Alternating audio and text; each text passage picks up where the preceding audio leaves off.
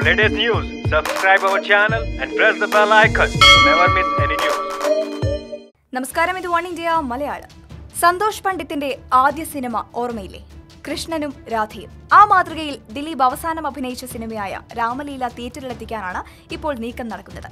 കൂക്കി വിളിക്കാനും ബഹളമുണ്ടാക്കാനും എത്തുന്ന പ്രേക്ഷകരുടെ ആദ്യദിന കളക്ഷൻ മാത്രം പ്രതീക്ഷിച്ചാണ് ചിത്രം റിലീസിനൊരുങ്ങുന്നത്. പെട്ടിയിലായാൽ നിർമ്മാതാവ് ടോമിച്ചൻ മുളകുപാട് പുലിമുരുകന്റെ വിജയം കൊണ്ടുപോയ കോടികളാണ് നഷ്ടപ്പെടുക. നിർമ്മാതാവിനുണ്ടായ ഈ നഷ്ടം പരിഹരിക്കാനുള്ള വഴിയാണ് പുതിയതായി പ്രവർത്തനം തുടങ്ങിയ തിയേറ്റർ ഉടമകളുടെയും നിർമ്മാതാക്കളുടെയും സംഘടന തേടുന്നത്.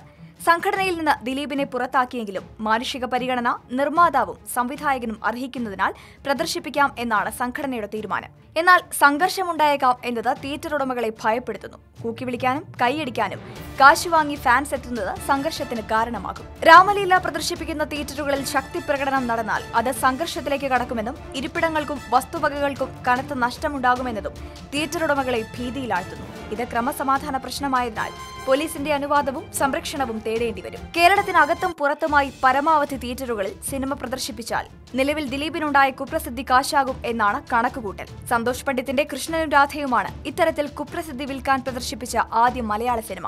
സിനിമ കാണാനെത്തിയവർ ഗതാഗതം വരെ തടസ്സപ്പെടുത്തി. സ്ക്രീനിലെ ഓരോ ഡയലോഗിനും കൂക്കിവിളിയും കൗണ്ടറടിയും കൊണ്ട് ശബ്ദമുഖരിതമായിരുന്നു തിയേറ്റർ. 15 കോടി ചെലവിട്ട് നിർമ്മിച്ച ചിത്രമാണ് രാമലീല, സംവിധായകന്റെ കന്നി സംരംഭം. സംവിധായകനായ ചെറുപ്പക്കാരന്റെ ജീവിതമാണ് അത് തകർക്കരുതെന്നും നിർമ്മാതാവ് എന്ത് പിഴച്ചു എന്ന നിലയ്ക്കുള്ള കരളലിയിപ്പിക്കുന്ന ചോദ്യങ്ങൾ ഉയർത്തി സിനിമ പ്രദർശിപ്പിക്കാനുള്ള അന്തരീക്ഷം ഒരുങ്ങി വന്നതാണ്. നിലവിൽ തിയേറ്ററിൽ ഉണ്ടാകാനിടയുള്ള ഫാൻസ് ഫൈറ്റിനെ കുറിച്ച് വ്യക്തമായി അറിയാവുന്ന തിയേറ്റർ ഉടമകളിൽ ഇപ്പോഴുണ്ടായിരിക്കുന്ന ഭീതി സിനിമയുടെ റിലീസിനെ ബാധിക്കും. ഏതായാലും എന്ത് സംഭവിക്കുമെന്ന് കാത്തിരുന്ന് കാണേണ്ടി വരും. വാർത്തയോട് പ്രതികരിക്കാം ഒരു കമന്റിലൂടെ. Latest news, like, share and subscribe to One India Malayalam.